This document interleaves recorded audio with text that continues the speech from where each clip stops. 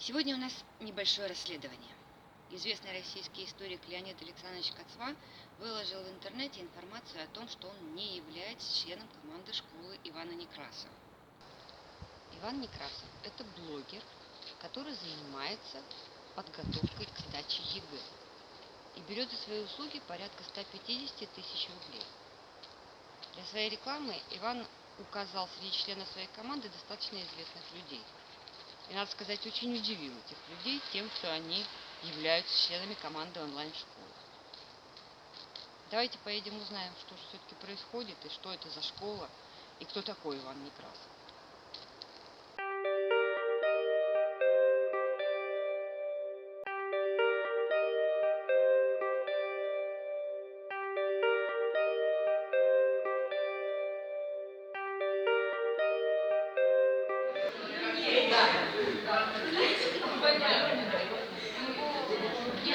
Не видео, да?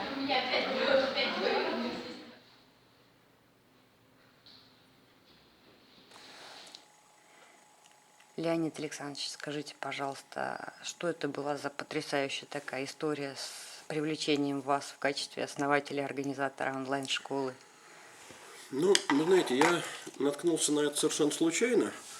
Мне просто человек, который создал в Москве довольно известную систему онлайн-образования, прислал письмо с вопросом, знаю ли я об этом что-нибудь, или мое имя используется, ну, как говорится, в темную. Я удивился, потому что первый раз об этом слышал. Фотография, которая там была использована, взята была из моего старого одного интервью. Стал смотреть, о чем, собственно, идет речь. Оказалось, что это какая-то онлайн-школа, в которой в качестве членов команды, правда, с оговоркой, что указанные лица, физические лица не принимают участие в оказании услуги, были названы ваш покорный слуга Евгений Владимирович Ройзман, бывший мэр Екатеринбурга, и знаменитый литературовед Дмитрий Львович Быков. Причем Быков был представлен как автор материалов курса по подготовке к написанию эссе. Я как автор большей части материалов курса по истории России, а Ройзман вот тоже как автор части материалов курса по истории России. Я потом написал этому молодому человеку, что если бы он просто написал, что его курс основан, скажем, на моих пособиях, к нему не было бы никаких претензий. Но вот включать нас в качестве членов команды – это поистине странно. А дальше стали выясняться очень интересные вещи. Человек пишет о себе, что он учительствует 7 лет. При этом указывает, что он является победителем конкурса ПНПО, ну это приоритетный национальный проект образования, или в просторечии президентский грант, и обладателем медали Ушинского. Дело в том, что медаль Ушинского дается за заслуги в области педагогических наук, и нет учителей, которые получили бы ее при стаже 7 лет. Я стал интересоваться, что это вообще такое означает. Ну, а дальше постепенно стало раскрываться. Человек пишет, я работал более 5 лет в фонде Ройзмана. Ройзман на мой вопрос по этому поводу отвечает, человека этого я не знаю, а фонд только что отпраздновал 4 года существования. Пишет, я работал преподавателем в СУНС УРФУ, в лицее Уральского федерального университета. Но мой сослуживец, который перебрался в Москву из Екатеринбурга, много лет проработал в УРФУ, и как раз в СУНС, говорит, там такого человека никогда не было. Я работал в такой-то гимназии Санкт-Петербурга, 209-й. Не работал там человек с такой фамилией. Я работаю в Вальфдорфской школе, причем, что очень интересно, было написано не в Вальфдорфской, а в Вальфодорфовской школе, то есть то ли 2, то ли 3 грамматическими ошибками. И кроме того, было сказано, что человек не просто работает в Вальфдорфской школе, но является преподавателем профильных классов социально-гуманитарного направления. Но дело в том, что вальфдорфские школы устроены таким образом, что там нет никаких профильных классов и не бывает никогда. Я написал обо всем этом на Фейсбуке и в сети «Контакт», написал письмо самому этому деятелю, попросив его, вернее, потребовав, надо сказать честно, потребовав в довольно резкой форме, мою фамилию убрать, и назвал его при этом самозванцем и мошенником.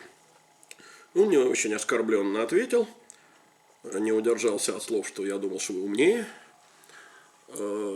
Обещал, что имя мое уберут. Вернее, написал, что убрали. А про работу написал так, что я в целях информационной гигиены в сети выступаю под псевдонимом, поэтому вы на меня ничего и не нашли. Я ему поверил, честно сказать.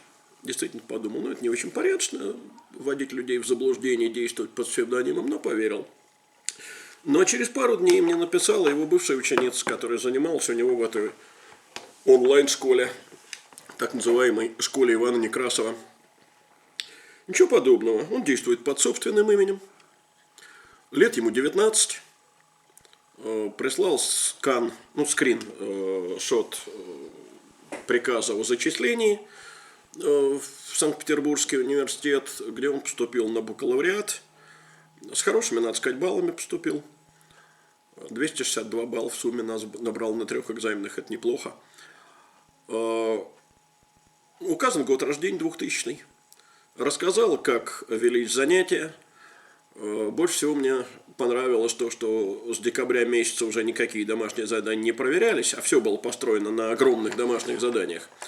И ничего не проверялось, и, как она пишет, можно было послать в качестве домашнего задания рецепт торта и получить отзыв «хорошо, молодец». Поэтому я считаю, что перед нами жульничество, самозванчество. А дальше выяснилось, и об этом мне написали 2 разных человека, что парень этот занимался когда-то как ученик в онлайн-школе «Репетиторская империя». В результате украл материалы этой школы, ими разработанные, и стал их использовать уже от своего имени, организовав свою собственную школу. Причем мне это не сговариваясь, написали 2 разных человека, которые к «Репетиторской империи» имели отношение.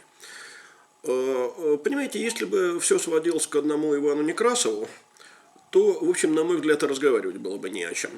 Но дело в том, что во всей этой истории проявились 2 явления, мне кажется, очень опасные. Первое – это тотальное недоверие к официальной системе образования. Наверное, это в большей степени касается не Москвы, а регионов, потому что москвичи, в силу обилия высших учебных заведений, предпочитают все-таки, как мне кажется, и сегодня, готовиться к экзаменам в личном контакте с преподавателем. А вот жители сельской местности, малых городов, поселков, где репетитора квалифицированного найти непросто, чаще прибегают к услугам разного рода онлайн-школ. Значит, на школу и на те знания, которые школа дает, люди все меньше надеются. В результате ищут какую-то альтернативную систему образования. То есть подготовиться на базе школьных знаний и, скажем, пособий, которые сегодня несложно найти, многочисленных, люди не готовы. Значит, они ищут курсы, ищут онлайн-школу. А тут возникает другая опасность. Дело в том, что онлайн-образование очень часто проводится таким образом, что непосредственного контакта с преподавателем нет. Иногда нет даже его, лица, а есть только получаемые материалы, отзывы. И тут очень легко нарваться, конечно, на недобросовестные, некачественные услуги. Не хочу сказать, что такое невозможно при очном контакте. За репетиторство берутся сегодня самые разные люди.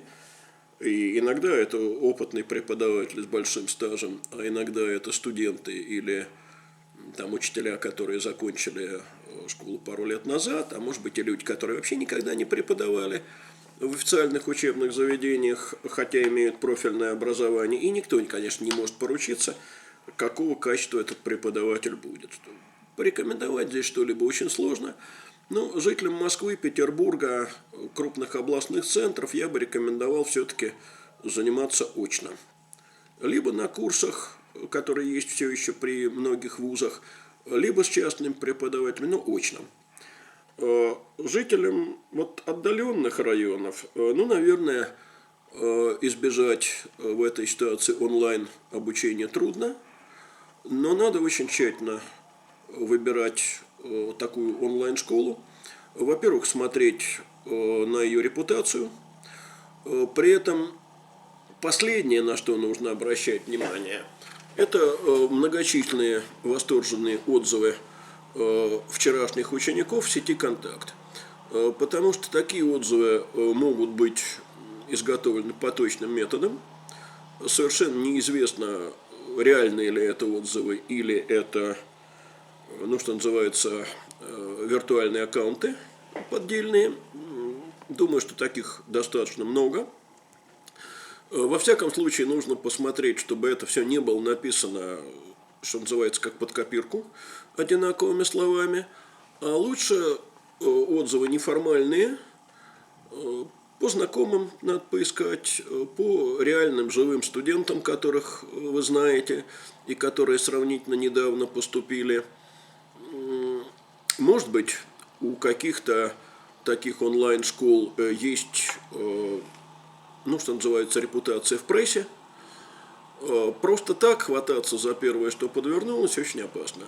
Кроме того, вот как раз в случае с этим молодым человеком, который стал фигурантом этого скандала, понимаете, ведь что меня еще насторожило сразу? Лексика.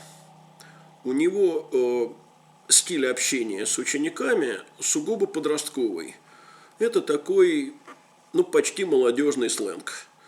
Я, может быть, потому что я уже человек в возрасте, и в силу возраста до некоторой степени консервативный, от такой манеры общения постарался бы быть как можно дальше. Потому что, мне кажется, это свидетельство недостаточной солидности, а может быть и недостаточной квалификации. К сожалению, ничего более определенного посоветовать нельзя, но нужно быть чрезвычайно осторожными, потому что рынок этот наводняется, и с каждым годом все больше людьми, которых на нем, в общем, не должно было бы быть. Как мне написала одна моя хорошая знакомая, московский преподаватель, работающий в частности на курсах при Московском пединституте, это вы еще в Инстаграм не заглядывали. Там вообще кто угодно учит чему угодно, безо всякой пощады. Вот то, что я могу по этому поводу сказать.